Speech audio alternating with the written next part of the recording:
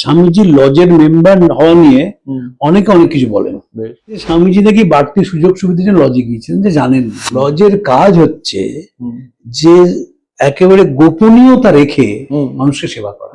স্বামীজি তার সদস্য ছিলেন 19শে ফেব্রুয়ারি 1884 সাল। উত্তর কলকাতার যারা বড় লোক ছিলেন তারা অনেকেই লজের মেম্বার ছিলেন। স্বামীজির একটা বড় গুণ ছিল যে কোনো জায়গা থেকে তার বেশ জিনিসটা নিতে পারে।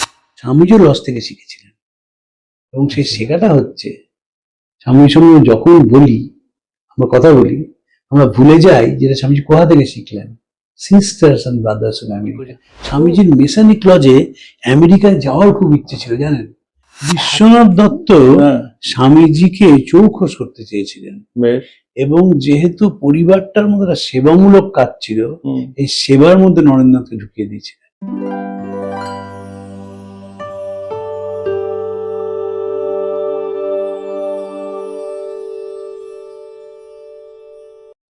নমস্কার। স্মরণে মরণে চিন্তায় ও চেতনায় স্বামী বিবেকানন্দ পডকাস্টে আপনাদের সকলকে সাদর অভ্যর্থনা আমন্ত্রণ জানিয়ে আজকে আমাদের পডকাস্ট শুরু করছি। আজকে অ্যাজ ইউজুয়াল বাক্যালাপে আমার সঙ্গে রয়েছেন আমাদের প্রখ্যাত স্বামী বিবেকানন্দ রিসার্চার বলি, সেটা পরিচয় দেওয়াই বোধ ভালো, যদিও তার পরিচয় দরকার নেই। শ্রী তরুণ গোস্বামী। তরুণ বাবু, স্বাগত আজকের আলোচনা সভায়। আজকে আমাদের স্বামীজি সম্বন্ধেই চর্চা, কিন্তু স্বামীজি সম্বন্ধে আমার ঔৎসুক্য তথা অনেকের ঔৎসুক্য যে মেসনিক লজ, এইটা অনেকের কাছে কিন্তু অপরিচিত। আমরা রোটারি শুনেছি, আমরা ধরুন লায়ন্স শুনেছি, কিন্তু মেসনিক লজ বলে যে একটা সংস্থা আছে, এবং পার্ক স্ট্রিটের মতো জায়গায় তাদের একটা বিশাল প্রপার্টি রয়েছে। আমার সেখানে যাওয়ার সৌভাগ্য হয়েছিল, আপনিও গেছেন, আপনার বক্তৃতাও শুনেছেন সেখানে। এই মেসনিক লজের সঙ্গে স্বামীজির যোগাযোগ নাকি একটা বহুদিনের পরিচিত, এবং আপনার কাছে খবর পেয়েছি, সেটা নিয়ে যদি আমি একটু কিছু বলি। স্বামীজির লজের মেম্বার হওয়া নিয়ে অনেকে অনেক কিছু বলেন। অনেকে বলেন যে স্বামীজি নাকি বাড়তি সুযোগ সুবিধা জন্য লজে গিয়েছিলেন, যে জানেন না লজের কারা মেম্বার হতেন। প্রথমে লজের কাজ কি? লজের কাজ হচ্ছে যে একেবারে গোপনীয়তা রেখে মানুষকে সেবা করা। ওরা কি কাজ করেন বাইরে জানতেই দেন না। আচ্ছা, বাইরে দেবেই না জানতে। অন্যান্য যে প্রতিষ্ঠানের নামগুলো আপনি বললেন, সেই প্রতিষ্ঠানের কাজ জানানো হয়। লজের এখনো একটা সিক্রেট ওথ নিতে হয়, যে আপনি যে কাজ করবেন, সেবা করবেন মানুষের, সেটা কাউকে জানতে দেবেন না। আগে কি বলা হতো, যখন রিফরমেশন হচ্ছে, আপনি একটা রুমালে গিট বেঁধে বেরোবেন বাড়ি থেকে সকালে, যখন সেবা করতে পারবেন তারপর গিটটা খুলবেন। যদি বাড়ি ফিরে আসার পর রুমালে গিটটা না খুলতে পারেন, বুঝতে পারবেন সে সেবা করতে পারলেন না। মেসনিক লজ পার্ক স্ট্রিটে যে বিরাট বাড়ি, স্বামীজি তার সদস্য ছিলেন 19শে ফেব্রুয়ারি 1884 সাল। আচ্ছা, 1884 সাল। কে তাকে নামটা প্রপোজ করেছিলেন? ডব্লিউ.সি. ব্যানার্জি। তিনি কংগ্রেসের প্রথম প্রেসিডেন্ট হবেন 1885 সালে। তখন কংগ্রেস তৈরি হয়নি তো। আর সেকেন্ড করেছিলেন কে? নিমাই চরণ বোস। তিনি কলকাতার সবচেয়ে বড় অ্যাটর্নি ছিলেন। দ্বিতীয়বার বিদেশ থেকে ফিরে তাঁর অফিসে টেম্পল চেম্বারে স্বামীজি ভুবনেশ্বরী দেবীকে নিয়ে যান, এবং যে হাইকোর্টের মামলা, সে নিমাইচরণ বোসের অ্যাটর্নি ফার্মে যান এবং মামলা করেন, ভুবনেশ্বরী যেতেন। এই নিমাইচরণ বোস এবং ডব্লিউ.সি. ব্যানার্জি এরা বিশ্বনাথ দত্তের খুব বন্ধু ছিলেন। এবং এটাও মনে রাখবেন, তখনকার কলকাতা মানে কিন্তু উত্তর কলকাতার দক্ষিণ রানীর কায়স্তরা। দক্ষিণ কলকাতা কেউ নেই। 1884 সালে কেউ নেই দক্ষিণ কলকাতায়। দক্ষিণ কলকাতা কনসেপ্টটাই বোধহয় পুরো কলকাতা হচ্ছে উত্তর কলকাতা। এবং এই উত্তর কলকাতার যারা বড় লোক ছিলেন তারা অনেকেই লজের মেম্বার ছিলেন। এবং স্বামীজি এই তো বললাম প্রপোজাল এবং সেকেন্ড যারা করেছেন নাম দুটো বলে দিলাম, স্বামীজি তার মেম্বার হয়েছিলেন। স্বামীজির একটা বড় গুণ ছিল যে কোনো জায়গা থেকে তার বেশ জিনিসটা নিতে পারতেন। স্বামীজিও লজ থেকে শিখেছিলেন, এবং সেই শেখাটা হচ্ছে স্বামীর সঙ্গে যখন বলি, আমরা কথা বলি, আমরা ভুলে যাই যেটা স্বামীজি কোথা থেকে শিখলেন। Sisters and brothers in America. Lodge থেকে শেখা। লজের বক্তৃতা যখন হয় তারা সিস্টার্স এন্ড ব্রাদার্স বলে শুরু করে। স্বামীজির মাথায় ছিল, শুনেছিল কি ওয়ার্শিপ ব্রাদার্স এরকম একটা ওদের এবং ওটা মাথায় ছিল স্বামীজি। সময় মতো পুট করেছিলেন। উকিল বাড়ির ছেলে ছিলেন তো, উকিলদের বড় গুণ হচ্ছে পড়া নয়, পড়ার প্রয়োগ। পুট করেছিলেন স্বামীজি ঠিক জায়গায়, এবং ওই কথাটাই শিকাগোয় স্বামীজিকে অনেকখানি এগিয়ে দিয়েছিল। কারণ আনকনভেনশনালি শুরু করেছিলেন স্বামীজি। তো কন্টেন্ট কেউ বলেননি শিকাগোয়, কন্টেন্ট কেউ বলেননি, সে কন্টেন্ট পরে পাওয়া যায়, কিন্তু এই প্রেজেন্স, পার্সোনালিটি এবং ওই থ্রো, যে মুহূর্তে আপনি সিস্টার্স এন্ড ব্রাদার্স বললেন, সেই মুহূর্তে দর্শক আপনার ইন্টিমেট হয়ে গেল, হয়ে গেল উইথ দি আপনার অডিয়েন্স। স্বামীজি করেছে। স্বামীজির মেসানিক লজে আমেরিকায় যাওয়ার খুব ইচ্ছে ছিল, জানেন।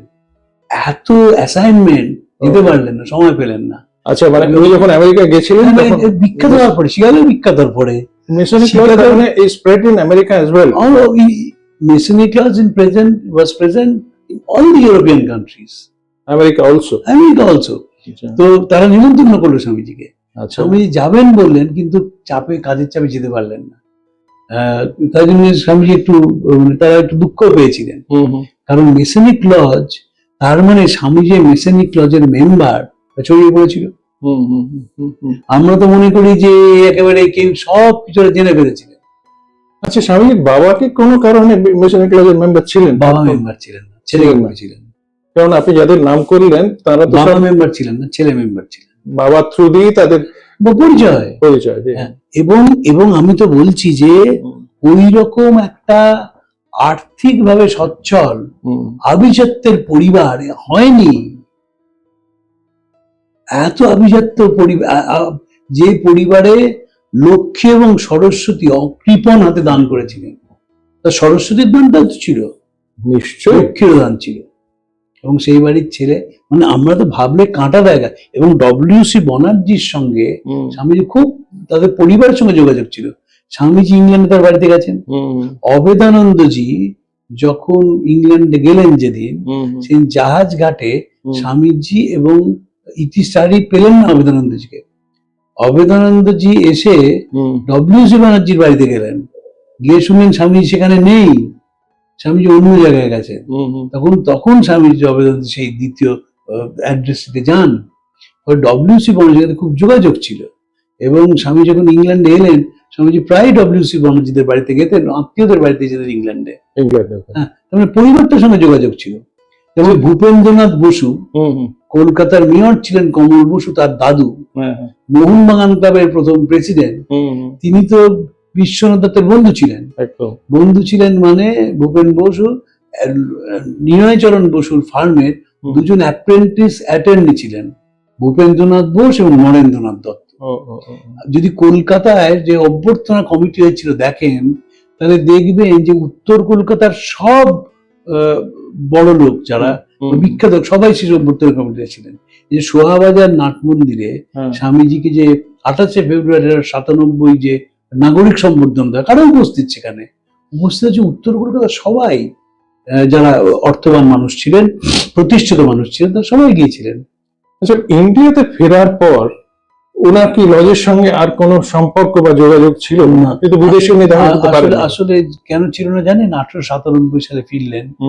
ফিরে এসে ফেব্রুয়ারিতে এলেন, মে মাসে বেলুড় মঠ তৈরি করলেন, রামকৃষ্ণ মিশন তৈরি করলেন, প্রেসাইজ। তারপরে স্বামীজি বাইরে গেলেন, কাশ্মীর গেলেন, তারপর ফিরলেন।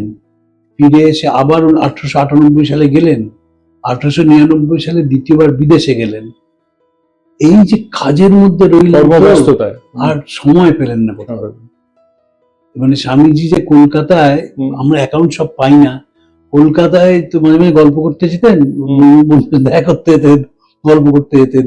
এবং সে বিখ্যাত বর্ণনা আমরা পড়েছি স্বামীর সংবাদে, যে আহারিটলা ঘাট দিয়ে যাইতে যাইতে শিষ্য দেখিল দূরে একজন সন্ন্যাসী আসিতেছেন, গেরুয়া পোশাক, পরমানন্দে চানাচুর ভাজা খেতে খেতে যাচ্ছেন। তো এই স্বামীজি কলকাতা আসতেন, মাঝে মাঝে বন্ধুদের সঙ্গে গল্প গুজব করতে আসতেন। নো ওয়ান্ডার, তার মানে এই পার্ক স্ট্রিটের যে ওই বিরাট প্রপার্টিটার কি স্বামীজির পদধূলি পড়েছে? অবশ্যই, হয়তো কেন, ওখানে গিয়ে তো মেম্বার হয়েছেন, ওখানে লজের তো দ্বিতীয় প্রপার্টি নেই, ওইখানে না, গিয়ে পরে পরে ভবিষ্যতে আর কি পরে আর যেতে পারে যেতে পারে যেতে পারে। বর্তমান অ্যাক্টিভিটি সম্বন্ধে আপনার কিছু জানা? বর্তমান অ্যাক্টিভিটি লজ নিজের মতো করে চলে, নিজের মতো করে তারা সেবা করে, কিন্তু আর তো বাইরে প্রকাশ করে না। লজের মজা হচ্ছে সিক্রেসি, অ্যাবসলিউটলি সিক্রেট। বলবেই না যে আমরা কি কাজ করছি। এটা কিন্তু একটা অদ্ভুত, মানে আমার কাছেও খুব লাগছে যে এরকম মেসনিক লজ নিজেরা কি প্রচার করে যে স্বামীজি ওদের ঢুকতে তো স্বামীজি যে মেম্বার হচ্ছেন বড় করে লেখা আছে, বড় করে লেখা আছে, এবং 19শে ফেব্রুয়ারি প্রত্যেক বছর পালন করে। হ্যাঁ, সেটা করে, এটা করে। দেখুন বিশ্বনাথ তো মারা গেলেন, তো স্বামীজি ফুল মেশন হতে পারলেন না, কারণ বিশ্বনাথ তো চলে যাওয়ার পর ওই যে পারিবারিক দারিদ্র, ওই যে একেবারে আত্মীয় স্বজনদের বিরক্ত। আমি তো সবাইকে বলি অত বড় অ্যাটর্নি ছিলেন, কিচ্ছু তো সমস্যা ছিল না, বইয়ের নামে উইলটা করে যেতেন, কেউ কিছু করতে পারতো না। সেটা না করাতে তো সমস্যাটা হলো, উনি কন্টিনিউ করতে পারলেন না। কিন্তু কেন বিশ্বনাথ তো করেছিলেন? বিশ্বনাথ কন্ট্যাক্টস এর জন্য করেননি, করেছিলেন একে সেবা, আর তার ধারণা ছিল যে ছেলেও অ্যাটর্নি হবে, তোমার সঙ্গে পরিচয় হয়ে যেত। বিরাট বিরাট বিরাট কি বলবো, আমার কাছেও একটা আই ওপেনার যে মেসনিক লজের সঙ্গে এরকম ছিল। বা এনি চান্স রোটারি বা লায়েন্সের সঙ্গে বোধহয় না, লায়েন্স তো তৈরি হয়নি, তৈরি হয়নি না, রোটারিও তৈরি হয়নি। সুতরাং সমাজ সেবামূলক কাজের এই একটা স্কোপে স্বামীজি অনেকটা ছিল। আজকে এটা কিন্তু আমাদের একটা আচ্ছা।